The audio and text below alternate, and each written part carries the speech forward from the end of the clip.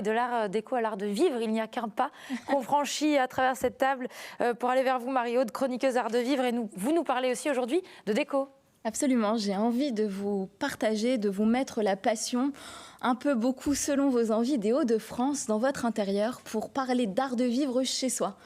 Ouais, parce que chez soi, c'est important et en ce moment, on a peut-être envie de se réapproprier chez soi parce qu'on y passe du temps. On y passe du temps et il y a des enseignes comme François Tavernier ou encore À Demain qui font de très belles pièces pour notre intérieur, made in Hauts-de-France en plus. C'est important. Et en fait, cette semaine, je vous emmène dans l'enceinte de la vieille ville de Boulogne-sur-Mer, dans les ateliers de Ligne de Côte. C'est Anne-Lise Durier qui m'a donc accueillie. C'est une passionnée des Hauts-de-France et il faut savoir qu'elle a eu envie de partager sa passion, ses lieux, ses coups de cœur qui lui procurent finalement une émotion positive à travers des dessins en one line. Donc le one line, c'est ça, une ligne comme pour les dessins. Voilà.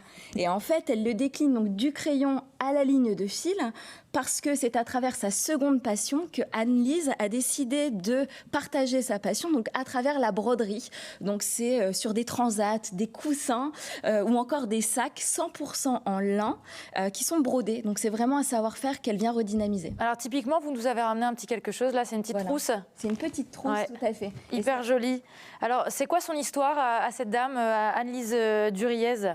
Alors, Anne-Lise, elle avait une carrière dans la finance à Paris. Donc, elle était auditrice financière. Elle était aussi directrice financière dans de très grands groupes. Et elle a eu pas mal d'alertes personnelles qui lui ont fait prendre conscience que vivre de sa passion, ça devenait une vraie nécessité. Donc, elle enclenche un changement de vie. Alors, elle y va à fond parce qu'elle déménage à Boulogne-sur-Mer, elle reprend des études de stylisme et modélisme et en plus, elle se forme en autodidacte à la broderie. Donc, premier confinement 2020, elle a qu'une envie, c'est de se dire j'ai envie de mettre la région des Hauts-de-France qui est si belle en avant et surtout de la faire découvrir autrement. Donc, elle démarre une série de dessins sur Facebook qu'elle partage et là, les retours sont fantastiques. Elle se dit c'est la dernière impulsion qui me manquait parce que Anne-Lise, si elle crée, c'est pour elle, mais c'est surtout pour le partager avec un public.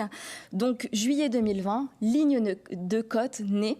Et donc, c'est une ligne pour représenter la côte des Hauts-de-France. Oui, parce que vous l'avez dit, hein, c'est une enseigne de conviction qui vit vraiment pour rencontrer son public. Oui, c'est ça. Donc, c'est une ligne qui est épurée et très moderne parce que ce qui est important pour Anne-Lise, c'est d'apporter une petite touche, mais par contre, ne pas charger l'intérieur. Vous regardez un peu son site internet en même temps que vous nous racontez. Ah oui, tout à fait. Ben, tout à fait. Et en plus, on voit que c'est assez rigolo, ces petites lignes comme ça, parce que c'est pour vraiment, ça rencontre les adultes, mais ça rencontre aussi les enfants.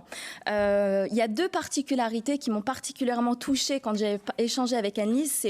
C'est une marque qui a du sens, c'est-à-dire que c'est important pour elle de travailler avec des acteurs locaux au maximum, parce qu'il y a une industrie textile qui existe, et c'est important de la revitaliser.